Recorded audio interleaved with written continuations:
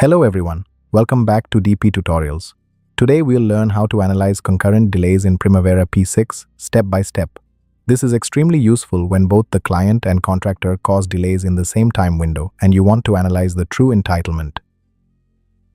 This is the sample schedule that we have now. Press F9 to schedule this. Save baseline as BL1. Create client delay, fragnet, insert after PCC as client drawing approval delay with ID as C2000 and duration as 4 days. And adjust the relationship as A1010 to C2000 to A1020. Create contractor delay. Fragnet insert parallel contractor issue as contractor resource shortage with ID as K3000 and duration as 3 days and logic as A1010 to K3000 to A1020. This is the critical point. Both fragnets start after PCC and both must finish before footing.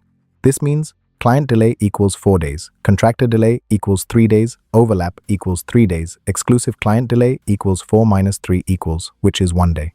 This is true concurrency. Press F9 and analyze. After scheduling, if project moved by 4 days but contractor contributed 3 overlapping days, then only 1 day may be client exclusive. This is the key claim discussion point. You can narrate, although the project finish moved by 4 days, 3 of those days were concurrent with contractor resource delay.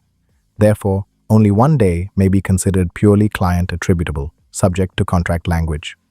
And that's how you analyze concurrent delays in Primavera P6. This is one of the most powerful forensic planning techniques for real EOT claims. If this video helped you, please like, subscribe, and press the bell icon for more practical Primavera P6 tutorials on DP Tutorials. Thanks for watching, and I'll see you in the next video.